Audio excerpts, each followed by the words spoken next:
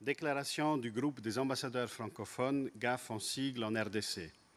Nous, membres du groupe des ambassadeurs francophones en RDC, réunis en ce jeudi 20 mars 2025, Journée internationale de la francophonie, représentant des pays aux cultures et histoires variées. Nous sommes unis tant pour notre attachement à la langue française que par le lien particulier que nous entraînons avec la République démocratique du Congo, pays francophone le plus peuplé au monde et aux potentialités culturelles, géostratégiques et économiques immenses. Alors que le pays fait actuellement face à une violation de sa souveraineté par le Rwanda, nous réaffirmons notre attachement à l'indépendance et à l'intégrité territoriale de tout pays francophone et de la République démocratique du Congo en particulier. Nous attachons la plus grande importance au respect de ce principe.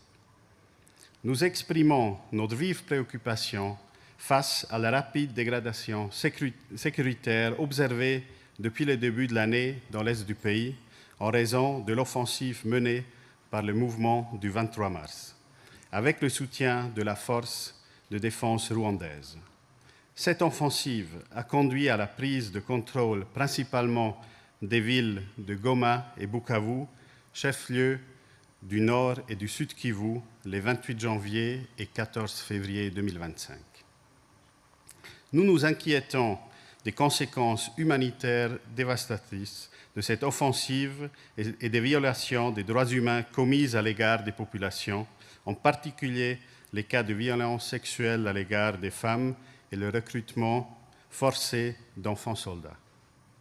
Nous appelons à la cessation immédiate des hostilités, au retrait du M23 de toutes les zones qu'il occupe illégalement et au démantèlement des administrations parallèles illégitimes qu'il a mises en place.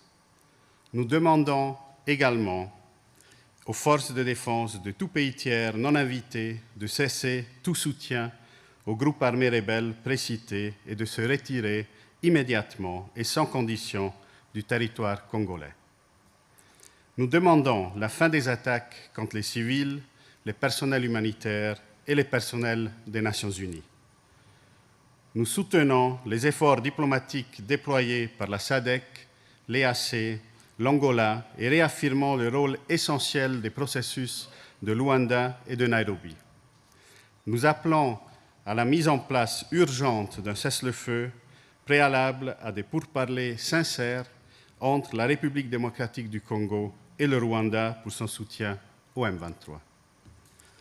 Nous encourageons, dans ce sens, les deux pays à reprendre le dialogue afin de parvenir à un règlement durable et pacifique d'un conflit qui n'a qu'en trop endeuillé la population congolaise et qui porte en elle de sérieux risques de déstabilisation de toute la région des Grands Lacs.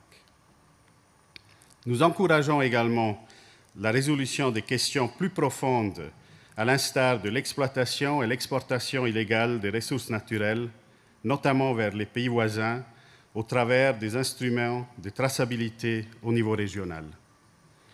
Nous réitérons notre soutien à la population congolaise, première victime de ce conflit. Fait à Kinshasa ce 20 mars 2025.